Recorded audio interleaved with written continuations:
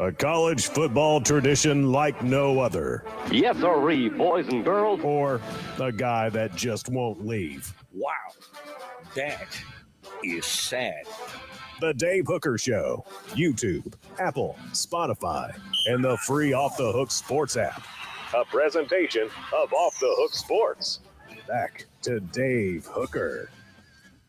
Here we go. It is a Wednesday, and you know what that means. Jimmy Hyams will join us later in the program. Looking forward to that. His thoughts on Joe Milton. Can Joe Milton win in Alabama? That's a question mark. And also we discuss maybe a misevaluation where Tennessee put one player in the game, but should have perhaps put another one in there. We've made that argument, of course, with Hendon Hooker and Joe Milton going back to 2021. But there might be another example that I want to kick around. Also, the 5 balls that are most important in this game, the 5 Crimson Tide players that are the most important in this game. So we have an absolute ton going on, some Tennessee hoops as well. Thanks for joining us. If you're on board already, go ahead and click the like button. And if you haven't subscribed to this point, we need you to do so. And most of all, I've been told by the YouTube powers that be, turn those notifications on because you'll get notifications of when new videos drop. And some Celebrate 98 videos are going to be dropping like crazy today. So we've got a lot going on with Caleb Calhoun. I am Dave Hooker. Caleb, I hope you're doing well, sir. I am completely over my cold. So I feel cold flu, whatever it was. I feel like $1 million. How do I look? You look amazing, Dave. You look Caleb great. Just said I looked amazing. You do. You do. It's halfway through the 3rd Saturday in October, and on Hump Day, you always want hookers to look good. Absolutely, you do. So welcome to the program. Caleb is off and rolling with some one-liners as we begin with, what the H? What the?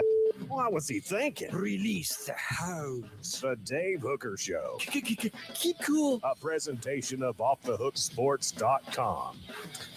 So if you haven't checked out the written word on offthehooksports.com, I don't know what you're thinking because we're bringing knowledge each and every week. And I wrote about Jaylen Wright and the fact that we talked about Dylan Sampson because I think he's probably a little sexier of a running back, faster, has a better twitch, has a better wiggle and all that. But when we look back at this, has Tennessee misevaluated, and there's a comparison to Walter Payton I want to get to. I like Jaylen Wright a lot, but was there a misevaluation going into last year? Because as you remember, I'm sure, the talk was Jabari Small going into 2022 about how he put on 15 pounds and he was the starter and he was the guy. And what happened? He got beat up as usual. And at the end of the day, Jaylen Wright had more yards per carry and didn't have as many carries as Jabari Small, but was certainly more successful throughout the course of last season. And that's proving to be the case again, as he looks like he is Tennessee's 1A back.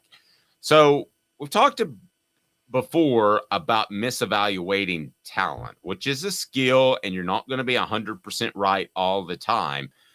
But the talk heading into this camp, Caleb, was Jaylen Wright was willing to run over people, and he wasn't always bouncing the ball outside.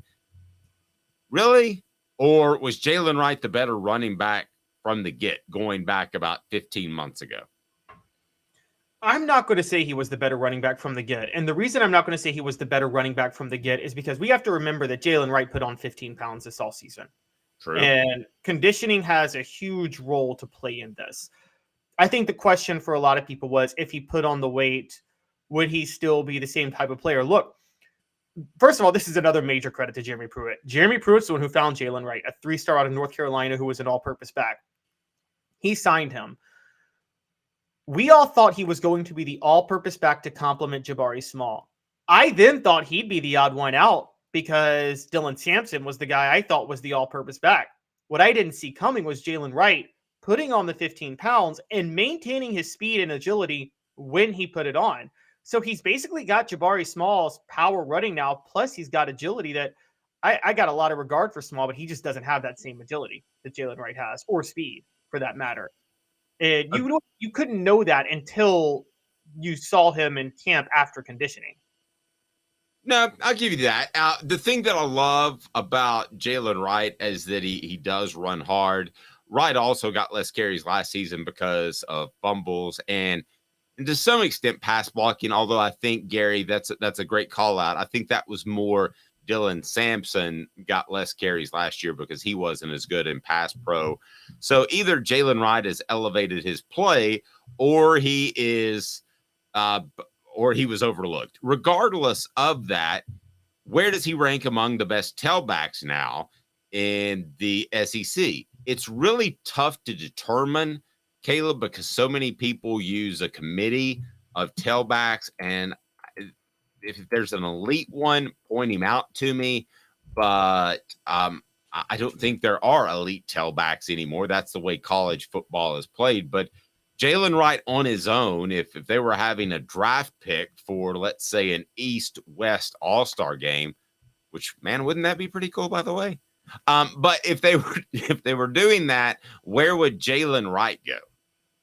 Ooh, that is a tough question. And I'm not sure. I mean, if Blake Corum's in the East, isn't he going to go over Jaylen Wright? I mean, you would have to think, right? And I meant specifically the SEC. I'm sorry. Oh, specifically the SEC. Okay. I would probably say, well, you got Ramon Davis at Kentucky, Ray Davis, who's just absolutely torched people on the ground this year. I mean, look at what he did to Florida. I mean, you have a comparison, Jaylen Wright versus Ray Davis, and look how they ran against Florida. Ray Davis ran a lot better. And again, Ray Davis doesn't have a Cooper Mays that he's running behind either. Now, Jaylen Wright didn't have that against Florida, to be fair. But, yeah, it's Ray Davis. You got to go Ray Davis. Yeah, Ray Davis averaging over 7 yards per carry. There are 3 tailbacks that are averaging over 7 yards per carry. Ray Davis at Kentucky, but then Jaylen Wright is 7.14 over Ray Davis's 7.04. Ulysses Bennett, the fourth, is a 7.43. But in all fairness, he's your kind of scat back guy. He's a go-to back on occasion. He's ripped off some long runs, which has thrown that number off a little bit. But you want to go Ray Davis, and I get that. But I could make a strong argument that Jaylen Wright is of that ilk, and that Dylan Sampson, who's averaging 6 yards a carry, is just a little short of that. It's interesting to me that Jaden Daniels, LSU's quarterback, ranks almost at 6 yards per carry at 5.99.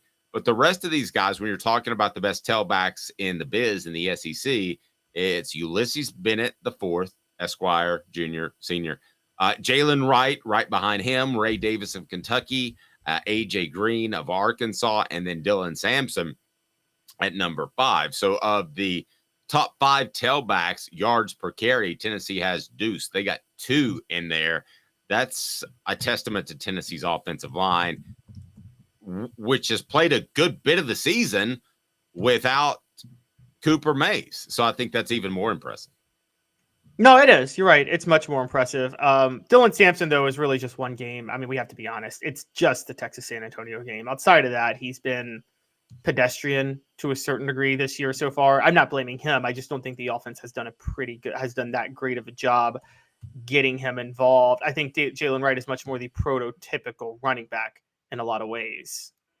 No, agreed. Now, there was a slight comparison made to Walter Payton, and I don't know if that's a slip of the tongue. The thing that I thought was cool about the Walter Payton thing is that he studies those old tailbacks like Walter Payton, and that's something that Jaylen Wright does. I didn't know about that, And yesterday, Willie Mack actually made a bit of a comparison, or Jerry Mack, excuse me, made a bit of a comparison to Walter Payton. Jaylen Wright's not Walter Payton. I don't know that we'll ever have another Walter Payton. Well, you probably remember some highlights of him. I don't remember anything of Walter Payton, to be honest, other than he was a teammate of Willie Gault, funny enough, who was the leading receiver in that Super Bowl that they won, 85. But Jaylen Wright, for his size, you would think is more about agility and shiftiness, but he likes to truck people. As far as I remember, from my understanding, was Walter Payton didn't like to truck you, did he? Wasn't he more of a shifty running back than anything? Yes, I watched a lot of Walter Payton. That's kind of down my wheelhouse of being 18 years old and younger and watching him. I don't see the comparison at all, to be real honest with you. I mean, I don't think it was worth. Yeah, they're two totally different tailbacks to me, but.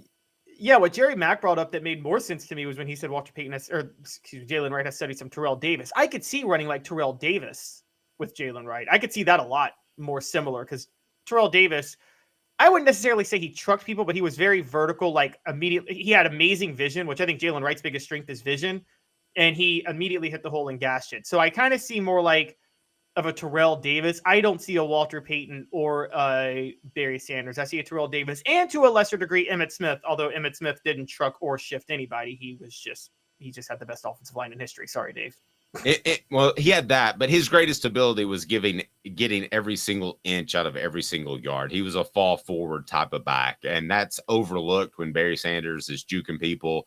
But he got every inch out of every single run. I thought that was Emmitt's ability. Rocky Top Toms says sometimes it feels like Jaylen Wright runs into defenders purposefully. I like that.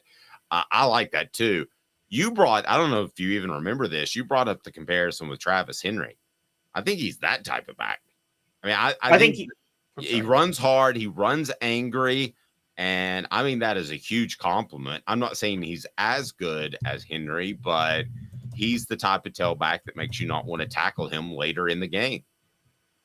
Yeah, he is Travis Henry without the size. No, Travis Henry was the same size, but like 2 inches shorter. So, but yeah, Travis Henry, the thing that always hit me was that, and this is the next step for Wright.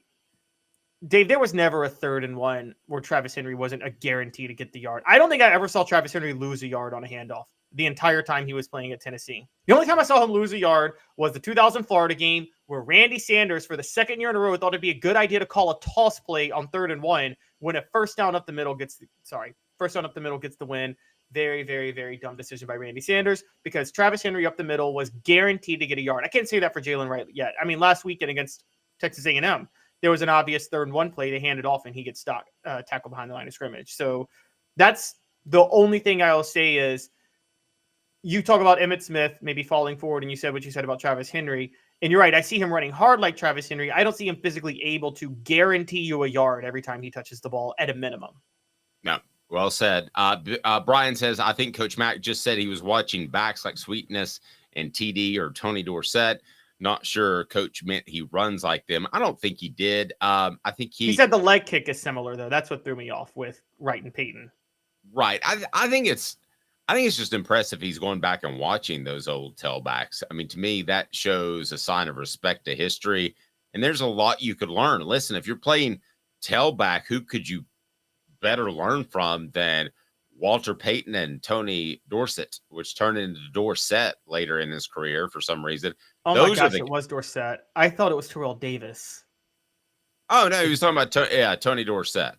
I don't see Terrell Davis out of him, but Tony Dorsett was a beautiful runner with a Tennessee tie because he was coached by Johnny Majors. Yep. absolutely. Part of that recruiting class where Johnny Majors signed about 100 people, and then the NCAA stepped in and said you can't do that anymore. Yeah, but the rule was okay there, so go ahead and go there. And Moondrop Beauty, who makes the channel better looking every day when she posts. I think Jabari may be better on 3rd and 1, to be honest.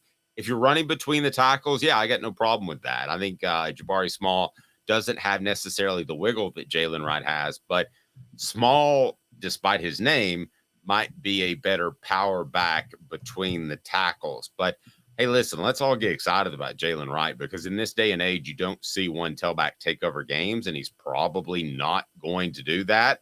But man, he's playing at a really high level. And I want to remind you that you can bet at a really high level, and you can gamble at a really high level thanks to our friends at Zen Sports. I'll tell you about that here momentarily. And the thing about Zen Sports, let me just go ahead and do it now. Zen Sports, the new sports book in Tennessee, revolutionizing the way you earn sports betting rewards. That means no more deposit bonuses that turn into deposit nightmares. On Zen Sports, what you see is what you get with their cash rewards program.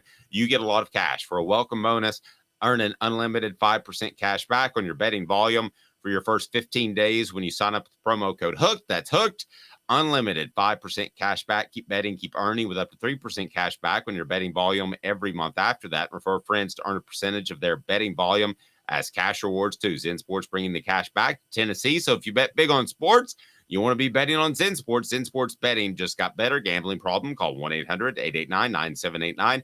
Must be 21 and over and in Tennessee to bet. So the players that will have the biggest impact in the Tennessee-Alabama game, 5 key players for the Vols and 5 key players for the University of Alabama Crimson Tide.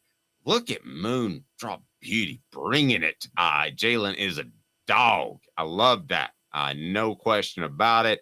And also, let's face it, having Cooper Mays back makes this a way different offensive line. But in all fairness to the other 4 guys that are out there, they were pretty good at running the football before Coop even made it back. I think what Coop does as much as anything is bring stability to Joe Milton. I think that's what he brings to the fold. And I think Joe Milton is more comfortable with Coop there. But we could argue that. But I got to get to those 5 key balls and 5 key Crimson Tide players.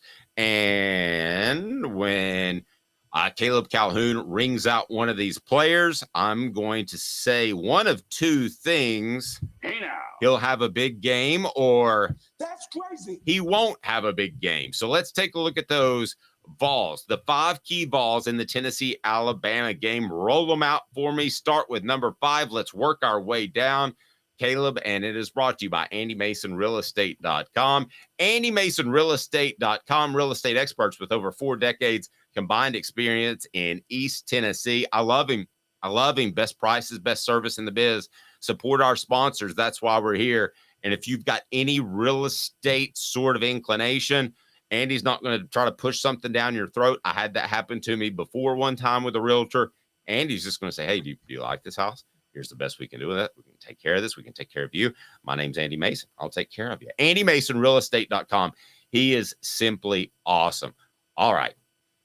5 Vols. Do you want to start with the Vols or the Crimson Tide there, young man? Let's go ahead and start with the Vols since you named them first. Okay, let's start with the Vols. I'm excited. I'm going to tell you, Hey now. he has a great game, or That's crazy. this might be a little bit much at Bryant Denny. All right, what do you got? Number 5. All right, and you guys can read both of these online right now. I've got them both up on the site for the Vols and the Crimson Tide. He gets up at like 3:45, guys. Read the site, and if you don't, you're crazy. By the way, you can order autographed copies by Fred White of the book Celebrate 98. We're going to have Billy Ratliff on there. We're going to have more players on there, autographed copies now, and you can have those as keepsakes for the holidays. I don't have a lot of those autographed by players, so I'm just going to go ahead and tell you, order them now for the holidays. And Fred White's a great man. All right, number 5, roll it out there. Number 5 is Elijah Herring, and this is because Jalen Milroe this is the first dual threat quarterback Tennessee has faced all year. We know about what Aaron Beasley does as a playmaker at outside linebacker, but the middle linebacker is going to be key to maintaining what you call gap integrity from the front 7. That's key for the middle linebackers, and he's got to make sure he knows when to stand spy, when to rush, when to drop in coverage. It's key for Elijah Herring to make the right. He's gotten better each week. He's got to be even better this week. Yeah, and there's a good chance he might be the spy on Jalen Milroe at times, and you cannot let him. And Tennessee, it seemed like, face that every week last year from Jaden Daniels on, a mobile quarterback that could beat you with his legs. But you've got to make sure that Jalen Milroe doesn't beat you with his legs, or it's going to be a long game. So that's a great pick, Hank. Hey now. Oh, yeah, it is. All right, number 4. Number 4, we've been talking about him all morning already. Jaylen Wright. Not much else to say. Hey now. Number 3. Great pick. Number 3. Now, he may not have a great game, but he's a key player. Joe Milton.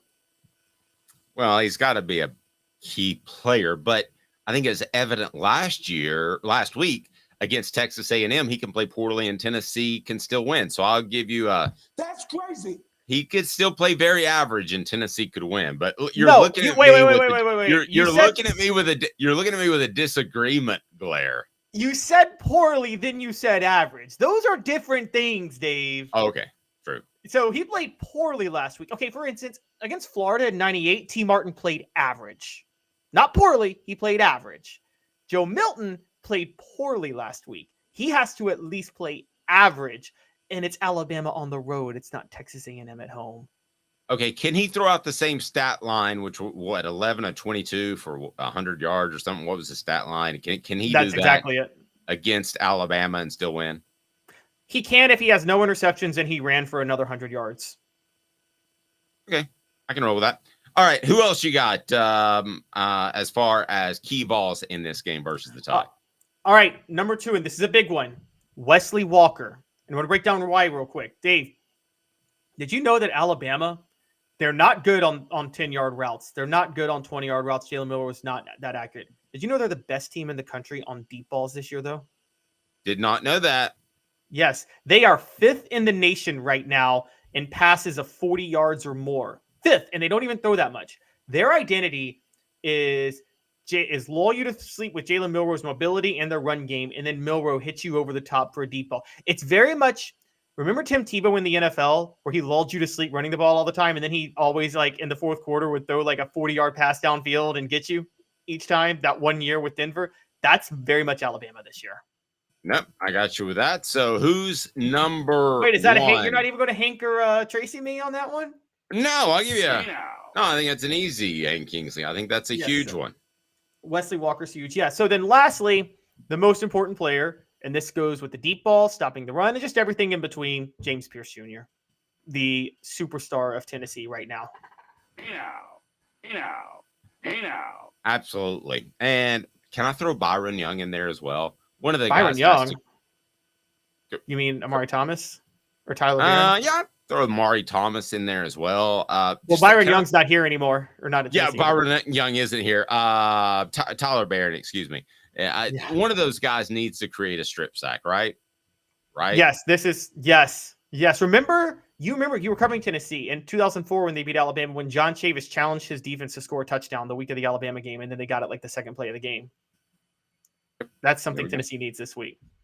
No, and Tyler Barron isn't as good as James Pierce, but remember this: he's probably helped by James Pierce. And yes, I meant Tyler Barron. My apologies, but he is a guy that I believe that Tennessee, if that's your second best pass rusher, it's a sign that the entire roster has gotten considerably better. So, how about those 5 Crimson Tide players that could have a big impact? All right, so first is linebacker or edge rusher Chris Braswell. Now, Chris Braswell is no Will Anderson, but Tennessee doesn't have Darnell Wright. So, it's a drop-off on both sides. And Alabama, as you know, Dave, Nick Saban, the jack position is huge for Alabama's success on defense. And so Chris Braswell is just there just in general because of that. No, very true. Where do you think that Alabama, this might be a little bit surprising for you, but where do you think that Alabama ranks in terms of sacks per game? Have you had a chance to look that up yet? Do you already know it? If you know it, don't cheat. I do not know it. Do you know where it is? They're number 2 at 3.7 per game, but it's behind Texas A&M, which leads the conference at 4.1 sacks per game, and Tennessee did pretty well against them. All right, who else is key for the Crimson Tide? All right, we're looking at even though Jace McClellan is Alabama's most productive player on offense, I'm going to go Jermaine Burton as the most important skill player for them to keep an eye on. I love Jermaine Burton as a player, so I will give that a. Hey now. All right, good roll. All right, what do we got at number 3? Counting them down. All right, number 3 is their strong safety, Caleb Downs, who leads the team in tackles, solo tackles, and interceptions. Joe Milton has thrown 4 interceptions in 3 SEC games. If Milton looked as bad as Caleb Downs is that guy. All right, I'm gonna. Caleb Downs to me is a key player. I wouldn't have him in my top 5, but so I'm gonna go. That's crazy. But he's still very good and a key player. All right, who else you got? Number 2. All right, number 2, their top playmaker on the team this year so far, Dallas Turner, leads the team with 9.5 tackles for a loss, 7 sacks already. At linebacker, this dude is a weapon, and Tennessee has to account for him no matter what. Yeah, you've absolutely got to you have to contain him. I mean, Tennessee, the way their offense is rolling right now, if you want to call it rolling, they have to make some plays. They have to be consistent, but this is not about gobbling up 50 yards at a time. This is about not giving up some big plays, because that could certainly flip the game and make it one-sided. So I'm with you on that. Hey now. And who's number 1? And number 1 is very, very obvious, Jalen Milroe. And Tennessee and Alabama are actually identically matched in so many ways. The one difference is I think everybody in the world has more faith in Jalen Milroe right now than they do Joe Milton. Yep. And Jalen Milroe, this has been kept pretty quiet, but he has had a bit of a hamstring issue. Now, this was a couple of weeks ago, but those things don't go away.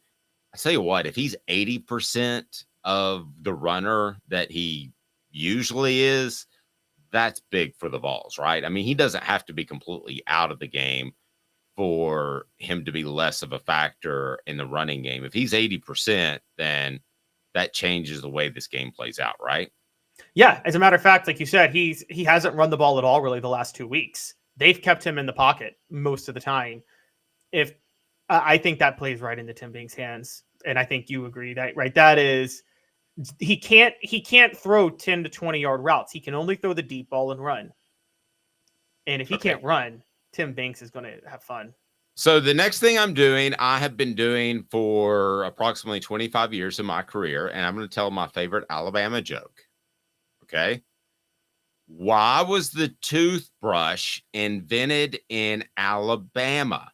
And I will answer that after this, along with Jimmy Hyams, who's going to talk some Joe Milton. If anybody answers it correctly, heck, I'll shoot you out a shirt. How about that? Why was the toothbrush invented in Alabama? Don't let me forget on the other side, because, you know, I can get scatterbrained at times during the show, especially with Jimmy coming up. So in 2 minutes, Jimmy Hyams and the answer to the greatest joke of all time. Stay tuned. Off the Hook Sports. Sun, sand, and salt water, the beach is a very relaxing place. Unless you wear contacts. Ow! Open your eyes to the best the beach has to offer with LASIK vision correction from Campbell Cunningham Laser Center. Sports Treasures in North Knoxville is one of the South's largest sports cards and memorabilia dealers, featuring over 10 million sports cards from vintage to modern. Sports Treasures carries a full line of hobby boxes, singles, autographed memorabilia, Tennessee Vol collectibles, fan cave decorations, and so much more. See a museum full of collectibles at Sports Treasures, 4819 North Broadway in Fountain City, and Sports Treasures on Facebook. Sports Treasures, where the real sports fan goes to shop. Have you seen the latest TriStar Hats Co. product? TriStar Hats Co.? What's that? You know, those really cool hats, shirts, tumblers, and even license plates with 3 stars like the official Tennessee flag and stripes like the American flag. Pretty patriotic if you ask me. Gotcha. Seen those. Those are cool. Where can I get them?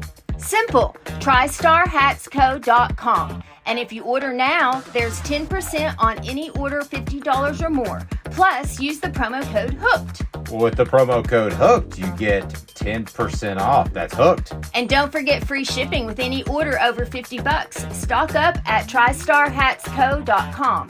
That's TriStarHatsCo.com. TristarHatsCo.com. There are plenty of wannabes out there, so make sure you go to TristarHatsCo.com for the best quality and customer service. Will do, and I'll be sure to use the promo code HOOK. That's hooked when I do to save an additional 10% off. TristarHatsCo.com. TriStar Hats Co. is a trademark of TriStar Hats Co. LLC. Any use without express written consent is prohibited. Who's this guy? Hello, wizard. The Dave Hooker Show, Who? a presentation of Off the Hook Sports, What? YouTube, Apple, Spotify, and the free Off the Hook Sports app. Back to Dave Hooker. You saw, by the way, just moments ago, talking about TriStar hats, and you need to check them out. If you go to TriStar Hats Co., you can certainly get fantastic game day apparel and use the promo code HOOKED, and you'll get 10% off. That's pretty awesome. We're going to be sporting the TriStar before long and looking forward to that. Campbell, Cunningham, Taylor, and Hahn. Look at me, no glasses, no contacts. Enjoy life better when you see better. Local vision service for LASIK, cataract surgery, and regular eye examination. Just look at me. I've got no contacts. I've got no glasses, and I absolutely love it. So going back to your 5 balls that were key, you didn't pick a receiver. If I would have told you that last year, what would you have said? That I was crazy? I don't think I picked a receiver going into last year's game either, funny enough. I did not see Jaylen Wright doing what he was going to do. I thought that it was going to be more of a spread the ball around because of Alabama's defense last year. So I didn't think there was going to be any one standout. I thought Brew McCoy, Ramel Keaton, and Jaylen Wright were all going to get some plays. I didn't realize Jaylen Wright was just going to just do what he did. And I don't think Alabama thought Jaylen Wright was going to do what he did. So this year, you're right, it is a little bit different. I still could see Squirrel White and your favorite namesake person, Chaz Nimrod, making plays, but it was hard for me because of the situation Tennessee's in right now. Okay, here's my joke. Why was the toothbrush invented in Alabama? And a couple of people stole it and already saw it. But the answer is, if it was invented anywhere else, it would be the teeth brush. And Dave, I'm going to ruin your joke because the problem is that's originally a joke for West Virginia, Well, not Alabama. Yeah, but it should be for Alabama. Then somebody Also, it actually still fits in a literal sense because for those who don't know, the toothbrush was invented in England and they have terrible teeth in England. No, but it works because then you call into question both grammar and oral hygiene. So Jimmy loves that joke, I'm sure. Jimmy, have you heard this joke before? Why was the toothbrush invented in Alabama? Something about how they only have one tooth or something. Kind of. But if it was invented anywhere else, it would be the teeth brush. Yeah. Which, if you think about it, it's both grammar and oral hygiene, because shouldn't it be the teeth brush? It shouldn't be the toothbrush. Yeah, most of us have more than one tooth. You know what I love about, you know what I have to say I love about Southerners? You know what we all do, what we're guilty of? We all make fun of other states for stereotypical Southern stuff, whereas if a Yankee made fun of the South in general about those things, we'd all be offended. Like if somebody from New York, it's like somebody from New York came down and said, you guys all have one tooth, we'd be offended. But then we can go around saying Alabama has one tooth, or Arkansas is accused of being the incest state. But most people up north are like, well, aren't all the Southern states like that? So that's like, I can make fun of my brother, but you can't. Yeah. That's exactly right. And then, but with the exception of Florida, and they're just kind of out all on their own. I'm not sure if they're Southern or what, but the best stories always children. Okay, sorry. The best stories always begin with Florida man blank, and then it's usually nothing great coming out of that. All right, so we get to visit with Jimmy Hyams each and every Wednesday, and we love that. Jimmy, let me start with your column on Joe Milton. And you were one of the first to say that you like Joe Milton, that he brings a lot to the table, but it was a couple of weeks ago, said you didn't think that Tennessee's offense could run at a high level without Joe Milton. You've been proved exactly right. and Tennessee has to win in different ways. But what are your thoughts on Joe Milton after seeing him for a couple more weeks? I would encourage people to check out the column on offthehooksports.com. I thought it would be better than he's been. And I admitted that I was influenced by his offensive MVP performance against Clemson in the Orange Bowl. I was influenced by the fact he was in the system for the third year with Josh Heupel. I was influenced by what I thought would be a pretty good receiving core. I knew they would miss Jalen Hyatt and Cedric Tillman, but I thought Dante Thornton was going to be a good addition. I thought Brew McCoy was a really good receiver. I thought Squirrel White would do well. And Rumel Keaton has regressed. So this receiving core, frankly, is not that good. And I think all of those things have added up to where Joe Milton's not been that effective. I think there are at least 8 or 9 quarterbacks in the SEC that are playing better than Joe Milton. I thought he'd be among the top 5 quarterbacks in the SEC. He's not. And then you get into this difficulty, and I think this is a real concern. If you go to Nico, you may lose that locker room because there are a lot of the players in there that love Joe Milton. Love him. However, if Joe Milton goes 9 for 30 against Alabama with 3 interceptions, you don't have a choice. So, no, and you're right about the locker room. Everybody loves him in that locker room, but I think they also love winning. So if Nico on the flip side went out there and went 26 of 32 for 420 yards and Tennessee wins big in game X, whatever that might be, I think the players would be won over pretty quickly. The worst case scenario is if you made a change and Nico played incredibly average.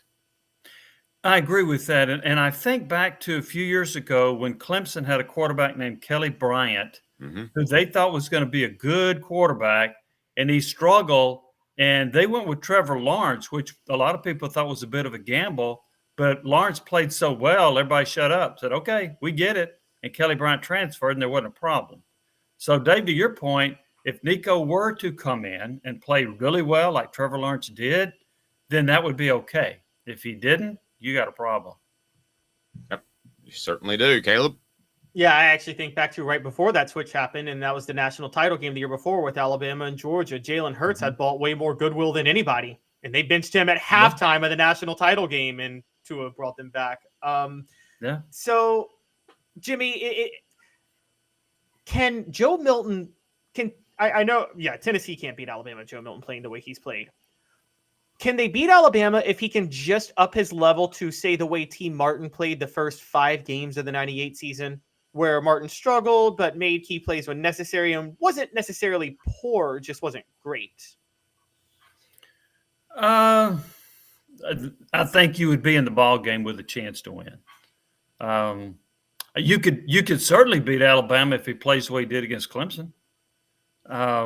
Anything short of that, I don't know if you would beat Alabama. I think, and here's the other thing too about Alabama, they're not great, but they've also got revenge on their side. Tennessee had revenge on its side when it played South Carolina, right? And look what happened. So Alabama's going to play at an elevated level against Tennessee. I am convinced of that. So an average performance by Joe Milton is not good enough. He's got to play, in my opinion, to beat Alabama, he's got to play at a higher level than that, because I think Tennessee is going to get maybe Alabama's best game of the year. Yeah, I'm going to go back to something that somebody said that Jimmy and I both enjoyed watching play, and it's for some reason it stuck with me, and it was Troy Aikman. He said at one point, the best attribute a quarterback can have is accuracy. And to take that a step further, I played Jimmy Hyams in racquetball, and there's something about having natural hand-eye coordination. I've got some physical ability, but natural hand-eye coordination, Jimmy has more. And he almost beat me left-handed. When his almost. Yeah, whatever. And so his elbow was hurting. But Jimmy, I think some of that really is innate. I think that, I know you were a good shooter. I never saw you shoot, but in basketball, I think I could go out there and practice for 3 months and work on my free throw shooting and get a little bit better. And you and I have had this discussion before, but I think you can go from average to better, but I don't think the guys like Reggie Miller that knock down 95% of their free throws, I don't think that's just practice. I think there's something innate in them. I agree with that. I think there's a natural ability to do a lot of those things. You can probably go from a 60% free throw shooter to 70 or 75. You don't go from 60 to 90. And I think the same thing with a passer. Now, I'll say this, that there may be one exception to what I think is a rule. And I think Jalen Hurts has maybe improved as a passer more than any quarterback I can remember, because he was not all that accurate through college, and now all of a sudden he's throwing with more accuracy at Philadelphia. But yeah, I think typically you either have it or you don't. You can get a little bit better. You can go from a 250 hitter to maybe 280 or 290, but you can't go from 250 to 333. So yeah, and I think Milton, I think what we're seeing, he sort of is what he is. The other thing that I believe, and I guess Tennessee could argue with it, I don't think Tennessee runs a zone read anymore. I think they're predetermined calls. I think Joe Milton's handed it off regardless. And if it is a read, then he does a poor job of that, because I have seen multiple times when if he had kept the ball, he'd have run for 10 or 12 yards without being touched. So I think it's a predetermined read on their part, which to me handcuffs the offense. Well, it's a good way. It's also a good way to get your quarterback killed. If he's making the decision, or the coaches are making the decision whether or not he should keep or hand off, but in particular keep, and you can run into the wrong defensive end and get hammered pretty quick, Caleb. Well, but think about. I'm sorry. Go ahead, Jimmy. Go ahead. Jimmy. I just think about how many times he has kept it. How many times did he keep it on a zone read against A&M? The answer, 0. Now, he ran an option. That's not a zone read. And he kept it a couple of times on scrambles. I'm convinced that play against Texas San Antonio on the first play of the game was a predetermined call. They told Joe, you keep it regardless. And he ran for 81 yards because the road runners crashed in, which almost everybody does because they don't respect his run. Caleb? Yeah, so Jimmy, on those lines, are we sure it's not Joe just making poor reads and refusing to run with it? Because look, the decision-making we're seeing from him is starting to it's getting worse. There were 2 plays we talked about, Dave and I, on Saturday after the game that I can't get past. One is obviously interception in the red zone. Gary Danielson even had to say that's an elementary mistake that a 6-year quarterback should not make. That was an obvious read on the safety that you can't make. The other one, though, was early in the game when he's running for the first down on a free play, and he steps out of bounds before the marker, and the marker's right in front of him. He sees where the first down marker is. So is it possible that Joe Milton could be just that bad of a decision maker where he's not keeping it on the reads? Is it possible? Yes. But after watching him this many times, I think they have taken the decision making out of his hands because he's not a good decision maker. So I think they've taken it away from him and said, you're going to hand it off. And Caleb, I agree with you. He doesn't really like to run. But then I found it intriguing in the second half, he decides to run over 2 people and get up and wolf at them. Where has that been? What? So I don't get that. And he should have done it on the first down you're referring to. If he had to try to run over somebody, he should have, instead of running out of bounds about 1.5 yards or 2 yards short of a first down. So just in watching him, and I try to study this, and look, I may be wrong, but I don't see him reading this. I see him just handing it off because he does it consistently, even though he has got wide open space quite often when you see the defensive end or the edge rusher or the outside linebacker crashing down. That's what's convinced me that it's a predetermined call. This is going to sound really harsh, but I want to clarify. I don't think Joe Milton is dumb. I have no reason to believe that. I think that there's a difference between walking around street smarts or book smarts and football smarts. I think those are 3 completely different things. He may be the smartest guy on the football team, but I've seen enough to wonder, Jimmy, if his football IQ is significantly lower than what we've become accustomed to out of a starting quarterback. So here's what I've been told in that regard. You get him in the quarterback room, the film room, and he's really good. He knows what to do. He knows what he's supposed to do. He knows who to throw it to. He knows what the defenses are. He knows how to read it. And then he gets on the football field, and it doesn't translate. So I think his football IQ during the course of a game is not very good. His awareness, going back to what Caleb said, he runs out of bounds 1.5 yards or 2 yards short of a first down. You got to be aware of that. So I don't think that he plays with the high football IQ the way Hendon Hooker did. But if you get him on a chalkboard, he's fine. Yep, that's exactly what I meant. And you might get an A+ in Spanish too, which I almost failed at UT. But there's a football IQ thing going on that and listen, John Adams, I don't want to put words in his mouth, but he talked about that Ole Miss game. He said that was the kind of play that you may not ever overcome. Not that he couldn't overcome that play, but that's just the way he processes the game. Let's change gears a little bit as history actually favors Tennessee at Alabama. I want Caleb to present this, and because I don't know where he's going. It's brought to you by Herald Group Security Solutions, leadership experience, specialization, addressing problems through unique mission-specific techniques, also making your children safer one school at a time. We're working with private schools now. We want to work with public schools. So go to your school administrator, make the push. You need to work with Herald, grp.com, Herald Group Security Solutions, making your children safer. But make that push. Go to the school administrator. Let's get this done, because we've all heard of the tragedies that have happened on school campuses. So here's the headline as I see it. History favors Vols at Alabama. Tell me, Caleb, how this can be the case and the parallels to 1983, because I'm trying to work with you here, brother. I don't know about this one. All right, so let's take this back to 1956. That's the year that this officially became the series of streaks. As you guys both know, the history of this series is when one program is up, the other program is down. They've never been up at the same time, really. So it's a series. It's a series of streaks, long term.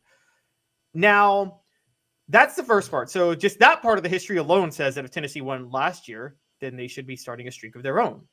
Now, on a much more specific level, 1983, the parallels.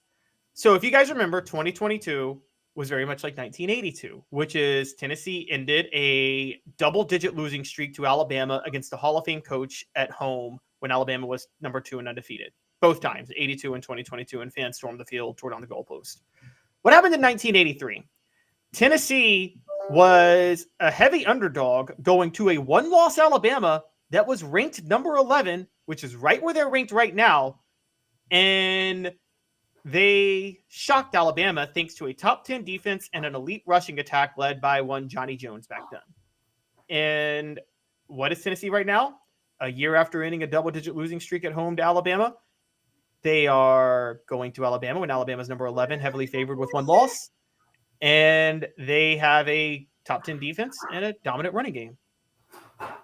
There you go. Let's end the show, Jimmy. Tennessee wins, beats Alabama. You heard it here first. Thoughts?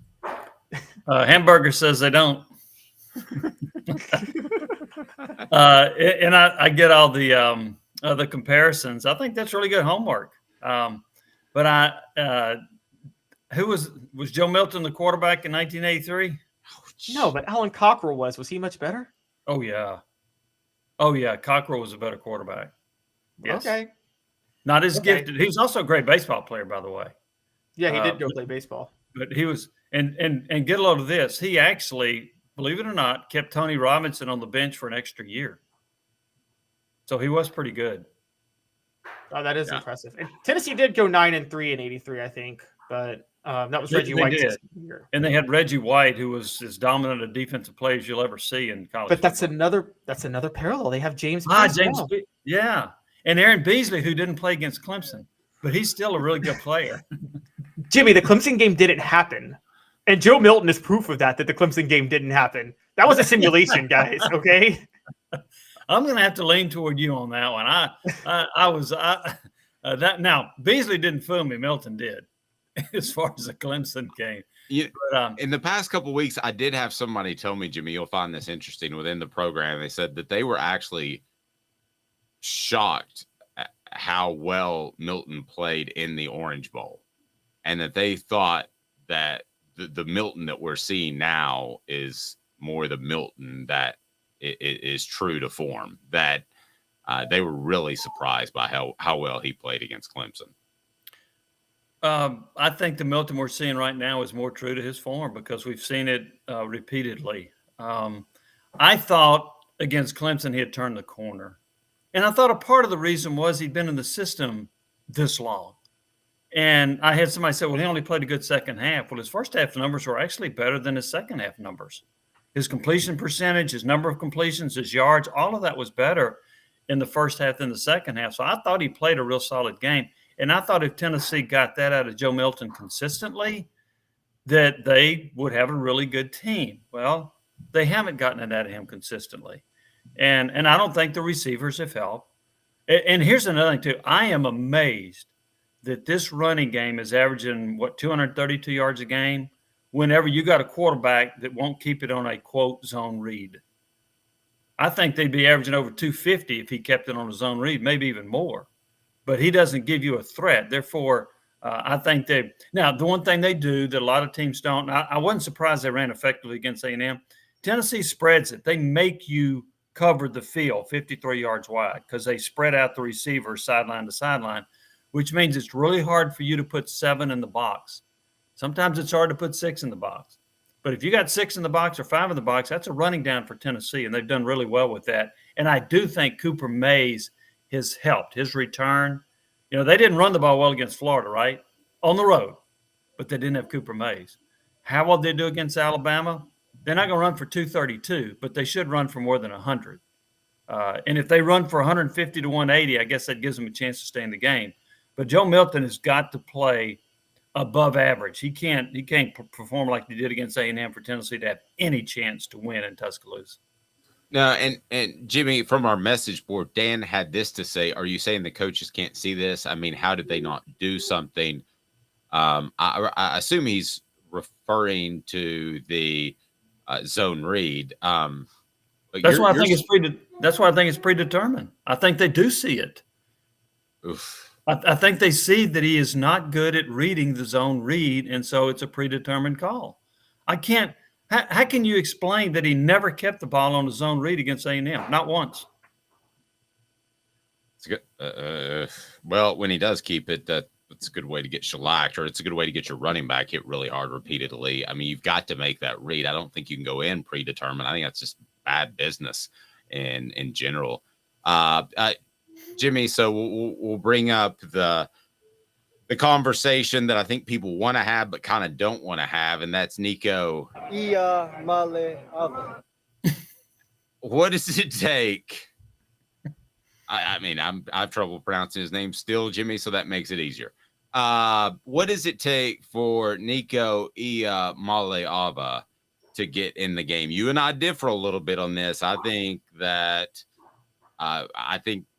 Joe Milton would have to play really poorly, but let's say he put up the same stat line he put up last week against Texas A&M, which was 11 of 22 for 100 yards, I believe it was. Let's say that's pretty bad. Yeah. Let's say he does that and they lose by 20 points. Do you think that Nico is a factor the following week? Do you think there could be something there? I do. Whoa. Breaking news, kids. Now, again, it gets back. I said 9 of 30 for 3 interceptions. If he's 11 of 22 for 100 yards and throws a couple of picks and they get beat by 20, and it's obvious you can't win with him at quarterback, I think they could go to Nico. But here's the other thing I don't know. How good is Nico in practice? Does he perform well? Does he look good? Is he throwing accurately? Is he looking good on the zone read? Is he reading defense? Is he on the same page with the receivers? If he's doing those things, which I'll go back to this, I believe Trevor Lawrence was doing at Clemson before they put him in for Kelly Bryant. If he's performing at a high level in practice and Milton has an awful game at Alabama, I think I would roll the dice and go with Nico. Again, an awful game. Now, that's relative to what you would consider an awful game, but I think they would have to look in that direction if Milton plays poorly in Tuscaloosa. As far as practice, I've been told that he gets about 50% of the snaps, which is a lot for a backup, and that he would be ready to go, but they absolutely love Joe. So I will stand by that, but that doesn't mean you can't fall out of love with Joe. Caleb, anything else, sir? So you may say Alan Cockrell's better than Joe Milton, Jimmy, but which running game is better, 83 or 2023? Jaylen Wright or Johnny Jones? Who you taking? Oh, 2023, because they also have Dylan Sampson. They also have Jabari Small. I don't think Tennessee averaged anything near 232 yards in 1983. Yeah. Well, James Caleb. Pierce or Reggie White? No, I'm kidding. I'm joking. No, that's not quite the same. Hey, Jimmy, great stuff. We love your prediction columns. We love your breakdown throughout the week on Off the Hook Sports. And for semi-retired, you put in a lot of hours. People can still hear you on the Sports Animal on Fridays and I believe Sunday mornings. And also at John Pennington Cat with the Sports Source. They can see you there. Anywhere else they can catch your fine work? Football finals on Saturday with Fuad Reves. Yes. And guys, look, I wouldn't do this on a Wednesday unless I loved you two guys. That's the only way you could get me to work during the week, because I was going to try to swear off Monday through Thursday. But the opportunity to work with you two guys, I couldn't pass that up. It's huge. It's huge. And I can hear a little one in the background. So get to that grandson. Yeah. All right. Guys, I appreciate it. Thank you very much. Enjoyed it. Nobody better than Jimmy Hyams. That is fantastic. Could we see the Nico thing happening fairly soon? I don't think Jimmy's kind of hinting, but usually when Jimmy hints, he knows something. Would you be okay? Pull up the schedule? Okay, pull up the schedule. Let me ask you this, and the message board as well. So we all know that Tennessee plays Alabama this week. So what are the chances that he plays meaningful snaps against Alabama this week? Give me a percentage breakdown. 0 unless he gets hurt. I'm still on the 0% unless he gets hurt. They've stuck with Milton through this far, so 0% this week. I'm going to give it a 20% chance if Joe Milton is just absolutely struggling in the first half that Nico could run out there in the second half. So I'm going to give it a 10 to 20% chance. What about Kentucky? At Kentucky the following week? See, that's where, and this is where I don't like to go game by game because I'm very much like just looking at it on a macro scale. If Joe Milton struggles at Kentucky and Tennessee is losing to Kentucky, or the game is over, like Kentucky has a comfortable lead in the third or fourth quarter, Joe Milton's being pulled. That won't happen against Alabama. It's a 100% chance at that point, because then you can play Nico against UConn and really get him ready against a weaker team. Okay, so I would be along the lines of, let's say Nico just plays like he did last week, okay? I'd be along the lines of 10 to 20% chance that he gets pulled against Alabama.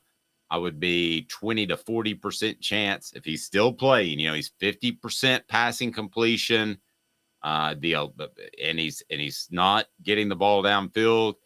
I think there's a 20, 40% chance they can make a change during the Kentucky game if his play continues. And we're all hoping that Joe Milton plays well because he's a great kid. But if that play continues against Connecticut, I'd go 51%. See, I go, which is slightly better than half. Sorry, Caleb. I go 51% with Kentucky. If it continues against Kentucky and Tennessee's losing, if you lose to Kentucky because Joe Milton played bad, there's no coming back from that, Dave. Alabama's one thing. You lose to Kentucky, there is the point in no return. Well, Garrett Dooley was fired before his last year because he lost to Kentucky. Okay, but see, here was the point that I don't think I did a good job of making, frankly, is if he's the 11 of 22, 100 yards, and Tennessee beats Kentucky and loses a close game to Alabama, you have two ways of looking at this. This is a football team that can still make a New Year's Day Power Six Bowl, or you have a team that doesn't have a championship to play for. So what weighs heavier in the coach's mind? Yeah, if they beat Kentucky, I'm not talking about if they beat Kentucky. I'm saying if they're losing to Kentucky in the third quarter and he's playing like that, he's getting pulled. Okay, he's 11 of 22 for the next two games. Do they make a change? And They lose to Alabama, and they beat Kentucky. What's happening at UConn? He's staying. He's staying in. If he doesn't get meaningful snaps against UConn under that scenario, I don't know what they're thinking. I'm with you. I'm not saying you're wrong. I'm not disagreeing with your take, but I think you and I would agree that it would be time to take a hard look. We'll see if this is turning into Rex Ryan, Mark Sanchez relationship at that point. Remember, Rex Ryan would absolutely not bench Mark Sanchez. All we need is a good butt fumble. Apex Apparel Group design, brand, market your way. Unique products to promote your business with unparalleled customer service. ApexApparelGroup.com. ApexApparelGroup.com. Tell them Off the Hook Sports sent you. They're right down there if you're listening, no matter what platform. And speaking of on those platforms, give us a rating if you don't mind on Spotify or Apple. That helps us. Greatly appreciate that. And also, be sure you've hit that like and subscribe button. Our subscription, I'll be honest with you. I love you guys. I love everybody listening. But you got to tell some people to subscribe because, listen, Tennessee stubbed their toe against Florida. They would be undefeated if Cooper Mays never got hurt. So I want to go ahead and tell you right now, tell somebody to subscribe. Say, you got to subscribe and you need to subscribe because we want you on board. This Tennessee football team has everything to play for and could still be undefeated. And this year, if they were, it would have been a better coaching job by Josh Heupel than last year. I'm still very bully on the Vols. Are you? Click the like and subscribe button if you are. We'll be back in exactly 2 minutes. And South Carolina may be about to collapse, which is good news for the Vols because when you recruit well in South Carolina, what do, Caleb? You win national championships. You win national championships. I was wondering if you would go there. You're exactly right. 2 minutes for CC. I'm Dave Hooker. Stay tuned. Got cataracts? We can fix that. Never miss another moment. With a little help from Doctors Campbell, Cunningham, Taylor, and Hahn at cctis.com.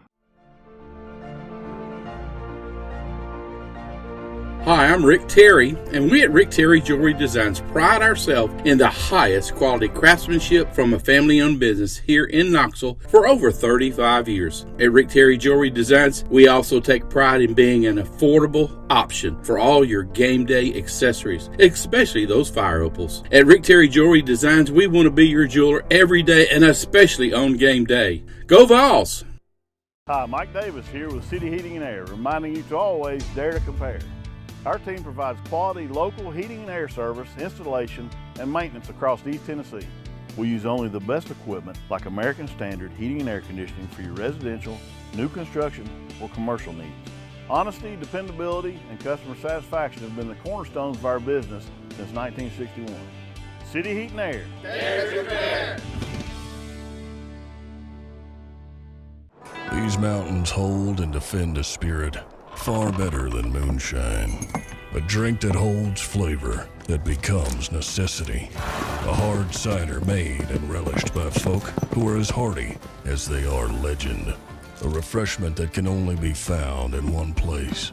With a taste that makes you say, give me 3 bottles of the good stuff. Tennessee Cider Company, where necessity can be found. What's up, everybody? This is Jacob Warren, asking you to like, subscribe, and share. Dave needs this. Okay, he does. Let's go. Objective coverage. Hey, that's new. If we get caught, we're going to jail. The Dave Hooker Show, a presentation of Off the Hook Sports. YouTube, Apple, Spotify, and the free Off the Hook Sports app. I'm going to need to see some identification. Back to Dave Hooker. All right, he's Caleb Calhoun. I'm Dave Hooker. I just posted on the message board on YouTube. You think Nico plays by UConn, yay or nay? Because before the A&M game, which, by the way, Tennessee won, I heard a lot of people defending Joe Milton. And afterwards, where he played very average, and this offense looked like it was a Yugo instead of a Porsche, I've heard the opposite on our message board on YouTube. I've heard people say that they're ready to make the move. They're ready to see Nico. Be sure and hit that like and subscribe button, because here's what people have to say on the message board. When I asked the question during the break, I said, so you think Nico plays by UConn, yay or nay? Rocky Top Tom says, Dave, honestly, I would suit my Grandma Stinson up in UT Orange and have her sling the rock before I keep Joe Milton on the field one more snap. That's strong. Dan says Nico has to play against UConn. Cannot let him go into the next season with no game experience. And by the way, the mop-up duty doesn't count. So you're right, Dan. Mr. Jones says Joe doesn't look like a 6-year quarterback. Rocky Top Tom saying I don't see it happening. Also, it's incredibly too late. UTSA was the perfect Nico insertion moment. I told you that. Did I not tell everybody that, Caleb? That was the moment. Yep, you did. You did. You did.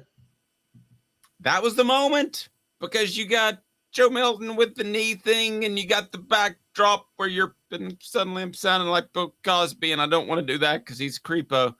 All right, here we go. Why college football in South Carolina is about to collapse, and this is huge for Tennessee. Do you want to know why Tennessee had so much success recruiting in South Carolina, which led to a national title? Can I answer that question for you, Caleb? Go ahead. They were in the middle of deciding whether or not that whole state, whether they wanted to be proud of their racism. And there were Confederate flags still flying. And I'm not going to get into this conversation, whether or not they should be flying, whether or not it's history, whether or not it's offensive. I happen to think it's offensive, but you make your own decision. And I remember telling someone, I stopped by Maurice's barbecue, and they had the yellow mustard sauce.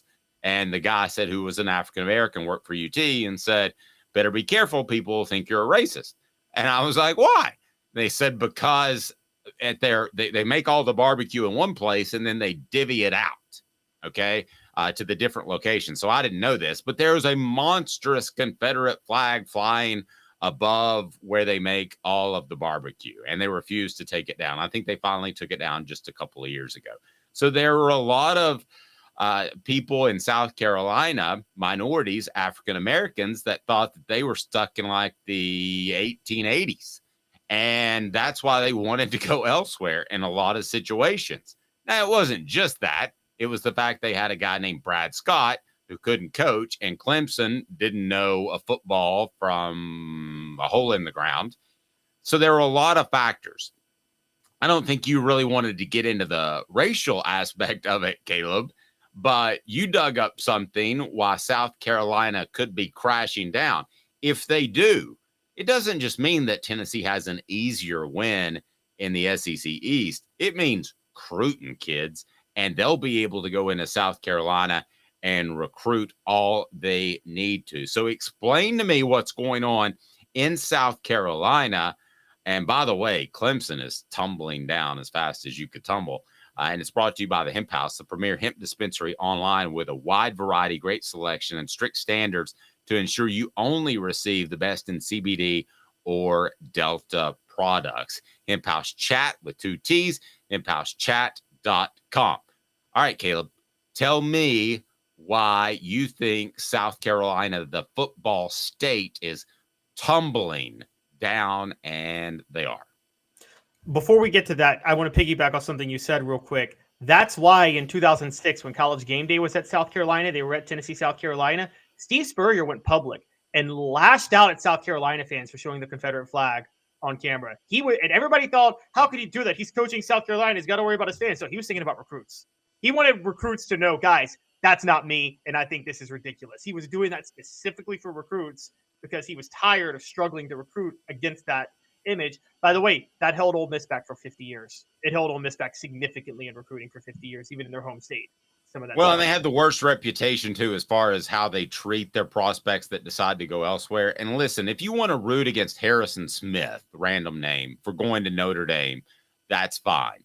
But if you want to threaten Harrison Smith's parents with their jobs, which happened, and I'm not going to name the player, but that happened with a player that came from South Carolina to Tennessee, and she ended up losing her job as a single mom.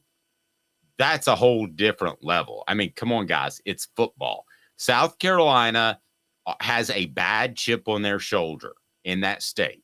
And also it was at once a perceived racist chip on their shoulder as well. So you're right with what you said about Steve Spurrier.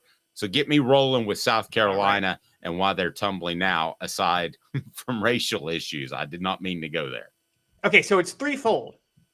Dabo Swinney, Shane Beamer, and South Carolina Senator Lindsey Graham, all with regard to football, are making fools of themselves. I'm not here to talk Lindsey Graham's politics. I don't care about that. This is specifically as it relates to college football. So I will go to each one by one. And I'm going to start with Dabo Swinney. We know Dabo Swinney has had a principle against the transfer portal, has publicly spoken out against NIL in ways that's going to upset his players. Well, which even if you believe that is stupid, if you don't like NIL, you don't say it. You don't say it. You don't say it. Yes. He's now decided to blame the fans. He had a Jerry Green go to Kmart moment at Clemson this week. And I'm going on that level. So Dabo Swinney asked about Clemson's struggles.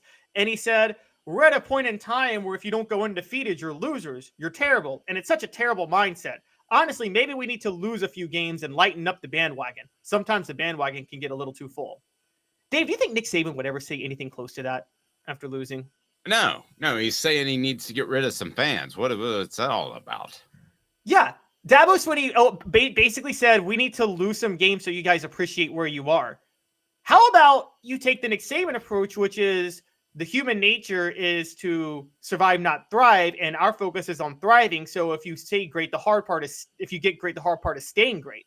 Dabo Swinney's literally making the case. We've already been great. Why are you complaining? That's a loser's mentality for a two-time national champion, isn't it? Totally agree. And the fact that he said maybe we need to lose some to get the some of the fans off the bandwagon was idiotic. You would be almost idiotic if you didn't get on Facebook and follow Sports Treasures TN. That's Sports Treasures TN, carrying over 5 million sports treasures and so much more. Follow on Facebook for the best sports memorabilia daily updates. Why else do you think South Carolina, the football state, is slipping quickly? So after Dabo Swinney, here's the other coach at the other school in South Carolina, Shane Beamer. So in the most South Carolina fashion possible, he kicked an inanimate object out of anger in last week's loss and broke his foot. Shane Beamer. And on top of that, he straight up threw his players under the bus over the weekend. Dave, I don't know if you heard his press conference on Monday, but he said consistently called his players out for not blitzing when they had dialed up blitzes. Then there was a moment, guys, go back and watch it, where he says, quote, we had the perfect call. You could not have had a better call when you're calling in around. We had the perfect call where we sent the edge on the rush and he didn't blitz. Just straight up called out his players, which that was literally what we attacked Butch Jones for 4 weeks ago. By the way, you called Shane Beamer like Butch Jones. You said he's like it. And that was the most Butch Jones thing to ever do. And guys, when you lose your team like that, Dave, what do we say? You can't really win him back at that point. You never get him back. And with, I think Shane Beamer's a mix of how he perceives Philip Fulmer, who was a CEO and recruited like crazy. He's a mix of that and Butch Jones. But he doesn't have the ability that Philip Fulmer did to recruit and close on big time guys. He also doesn't really have the podium there in terms of that type of program at South Carolina that Philip Fulmer had at Tennessee. So that's what he wants to be. He was a graduate assistant at Tennessee. He wants to be like a Philip Fulmer CEO and have 2 great coordinators. Well, he doesn't have 2 great coordinators, and now he's turning on his players. So it could get very, very ugly there. And again, I don't have any reason. Is Clemson, despite winning 2 championships, is it viewed as an elite job, or did they just get the perfect coach at the perfect time and the perfect staff? You know, it is the second school to South Carolina in that state. South Carolina is the state school. So there are probably a lot of coaches that would look at the South Carolina job as actually being a better job than Clemson. So if that thing goes south, Caleb, then it's going to go real south at both schools. Trevor saying, I really don't like Shane Beamer or Dabo and really cannot articulate why. I'm about with you on that. I just don't think Shane Beamer is going to have success at South Carolina long term. I give him kudos for the way they closed last season. As far as Dabo Swinney, I've said this before. I think that he was blessed with a great defensive coordinator, Brent Venables, who's now the head coach at Oklahoma, and you see what's happening there. You don't have that all of a sudden. What happened when Philip Fulmer lost David Cutcliffe to Ole Miss? Tennessee struggled. He had a guy that he could hand the offense off to, and he could go recruit like crazy. I mean, there were times that he would leave practice early in Kentucky and Vanderbilt weeks so he could go make more recruiting phone calls. That was smart. It sounds crazy, but that was smart. So, yeah, I don't see there being any way. And I know they hired the they hired the offensive coordinator at what was his name at Clemson? That's related to Garrett Riley. Garrett Riley. That's related to the Riley family. I mean, have we seen anything to think that they're breaking the mold on offense, or is he just another coach? No, he's just another coach. And also, I mean, remember when Dabo Swinney introduced the spread in 2011, the ACC was still an outdated pro-style offense with very mediocre talent across the board. Dabo Swinney had Lane Kiffin pushed a bunch of Tennessee recruits right into Dabo Swinney's hands. And so a bunch of things worked in his favor. The worst part about this, though, Dave, is you got the two coaches of your state school saying this. But when a representative of your state in Washington says something that players are going to disagree with, that can be a sledgehammer to recruiting, can it?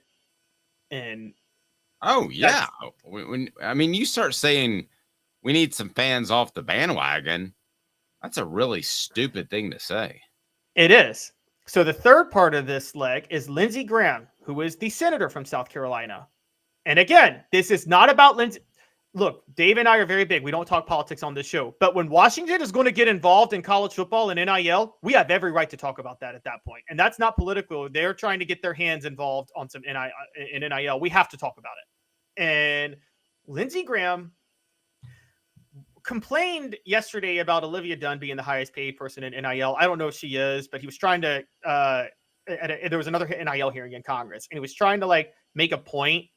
It implies she's overpaid. I'm like, who cares? Who cares? She's making money. Let her do it. If she can make money as a gymnast, let her make money as a gymnast. But then he said, quote, Utah is offering everybody on the team a new truck.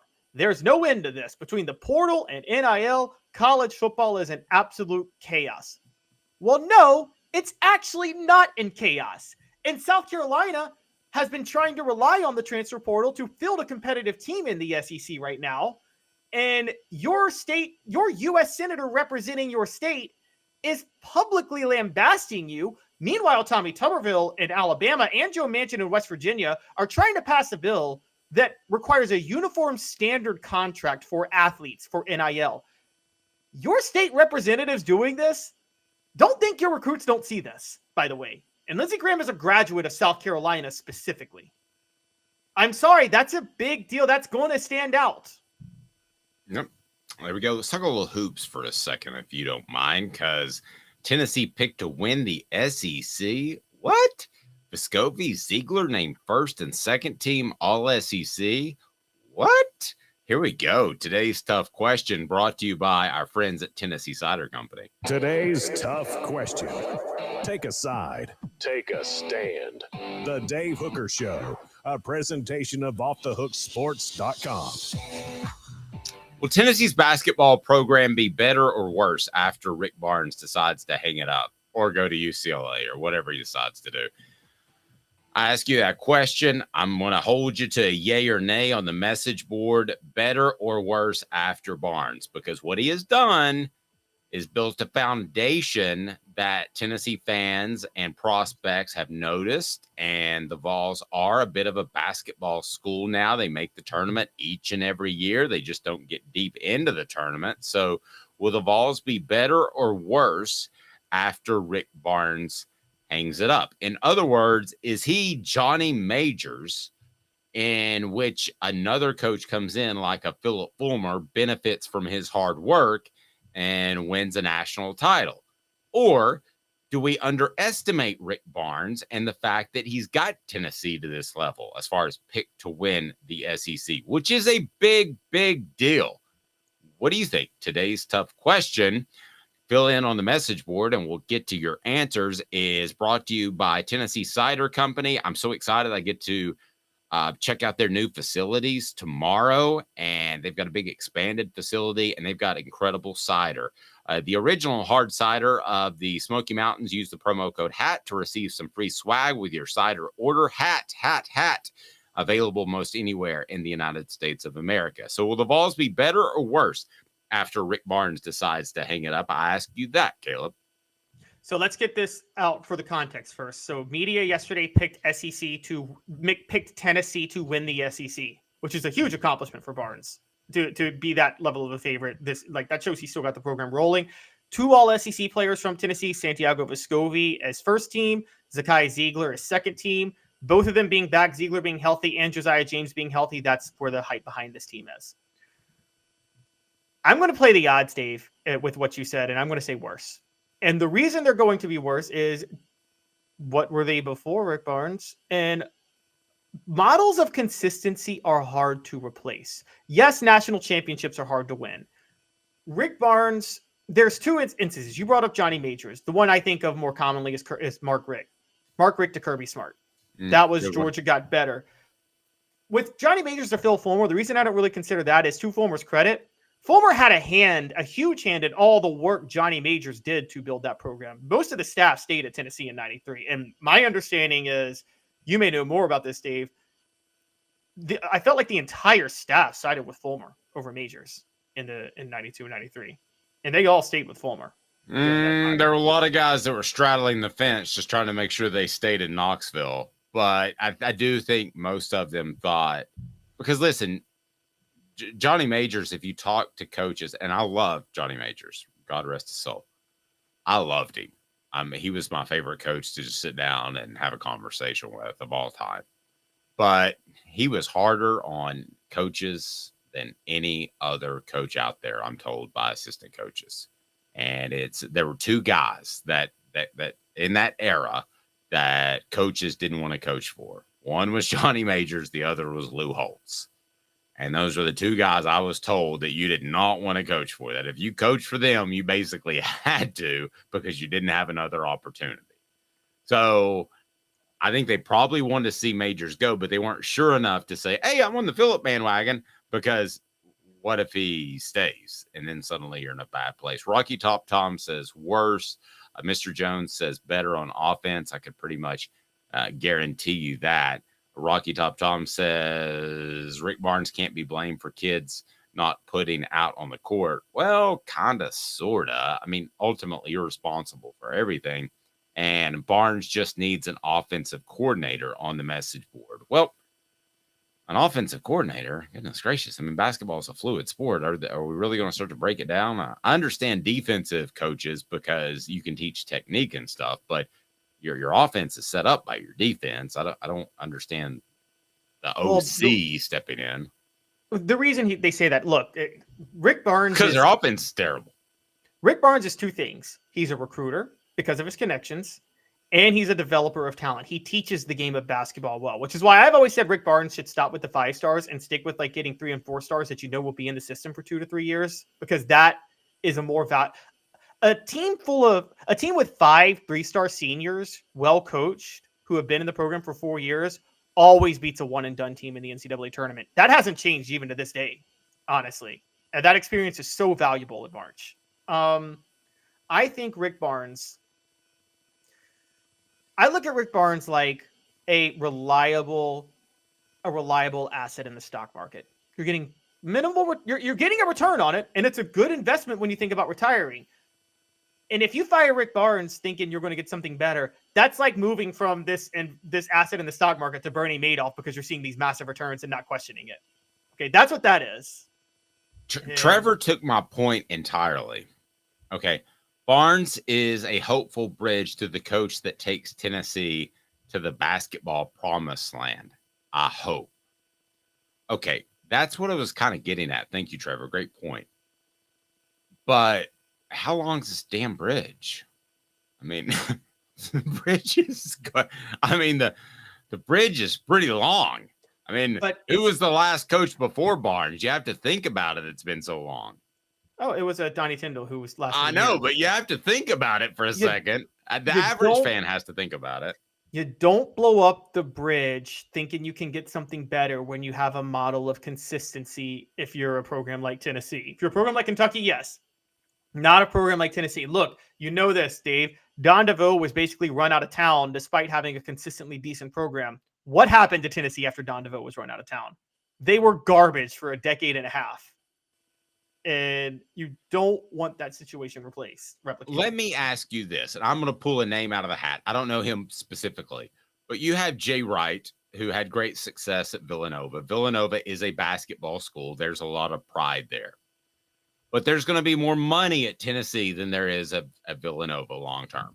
Could you, based off the success you've had at Tennessee, could you call Jay Wright and say, hey, and I'm just using Jay Wright as an example. You've had a neat little run here as a television commentator. You're very good at it. But if you're interested in coaching, you can win a national championship at Tennessee. Are you in?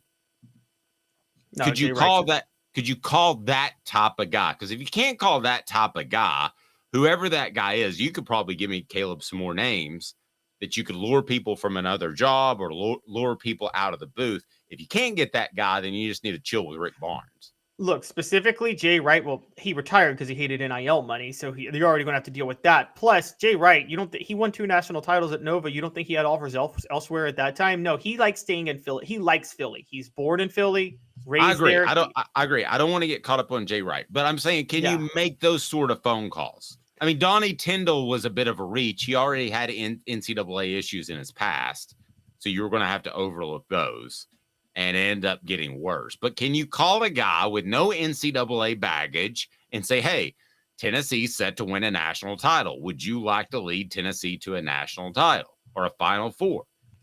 After Rick Barnes is done, can Tennessee make those type of phone calls? I think they can. Now, the thing with basketball coaches is it's kind of hard to find them that does win the national title, put it that way. I mean, we consider Bruce Pearl one of the best basketball minds in all of college basketball. He's got 1 Final Four and no national titles on his resume right now. And what's happening is you're kind of seeing a new opening where you've had Mike Krzyzewski retire, Roy Williams retire. So like the litany of coaches that have owned the national title market for the past 20 years are going away.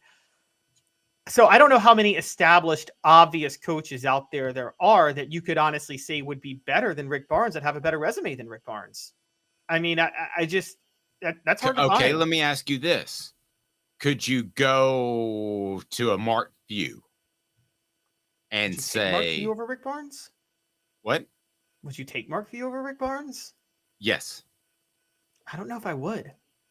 Honestly. Okay, well, give me a great coach that's out there that's at a program with less funding, because Gonzaga, I'm sure, has great funding. But give me a coach who, if Rick Barnes said, you know, I've had enough, I'm retiring tomorrow, what kind of great coach could you hire? I mean, I'm trying to think of names out there because, all right, so there's Tom Izzo, who's not leaving Michigan State. There's John Calipari, who I wouldn't take over Rick Barnes, if I'm being honest. No. There's the Utah coach. Not Utah, excuse me, UConn coach, one who just won the national title. My mind is blanking on him. But if you look at highest paid coaches in college basketball. But let me ask you that. What I'm asking is, can you go to those coaches and not get laughed out of the room? Is Tennessee that respected? Because when I was your age, I'm about 15 years older than you. You couldn't go to those names because Tennessee was viewed as a football-only school. Yes, that is true. You can mostly go to those names now. You're right. You can. My thing is with college basketball, I'm not so sure those names exist.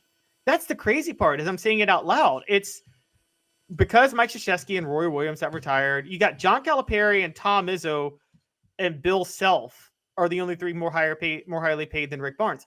None of them are leaving their schools. Bill Self ain't leaving Kansas. And John Calipari, I think I'd take Rick Barnes over Calipari. And Tom Izzo hasn't won a national title since 2000. I mean, he's been in the mix consistently, but he's only got 1 national title to his resume. And so if you're trying to really get over the hump, people don't understand with sports. There are very few home run hires on paper. They are rare. I mean, rare. Nick Saban to Alabama, home run hire. You knew that was going to work out the minute the hire was made. And Urban Meyer to Ohio State, you knew that was going to work out. Those are the only 2 home run hires in college football the last 50 years, I'd say, unless you got another one. That you knew there was a national championship coming. I do not have another one. I do not know that there's that guy that is going to turn your basketball program around. No question. I don't have one. I don't have one at all. If you do, I'm up for it. Let's maybe discuss that tomorrow. I want to thank everybody for hitting that like and subscribe button. Tell a friend. We're with you weekdays at 10 a.m. And you can order the book, Celebrate 98, the untold stories behind Tennessee's 1998 national championship team. And you can get an autographed version from an autographed copy, I should say, from Fred White and other players coming down the pike. Is this crazy to think that Candace Parker could maybe coach the men's team? Because we've had 3 people say that. That would be epic. But Candace Parker knows basketball. I got a lot of respect for her, but the women's game in general, the fundamentals are so different from the men's game. And I don't know, maybe she could translate it. I mean, she studies the men's game. She's very smart, but I mean, that's a risk for someone who's never coached. Yeah, I think that's more along the lines that somebody would take that's a little bit further down the rung, not as a shot to her whatsoever, but that to me is somebody that's taken a little bit more of a chance. He's Caleb Calhoun. I'm Dave Hooker. Weekdays, 10 a.m. Turn the notifications on. Please do that, because I already dropped a Celebrate 98 audio version of Philip Crosby. And so if you're on our audio platform, leave us a review. We greatly appreciate that. For Caleb Calhoun, I'm Dave Hooker. This has been a presentation of Off the Hook Sports.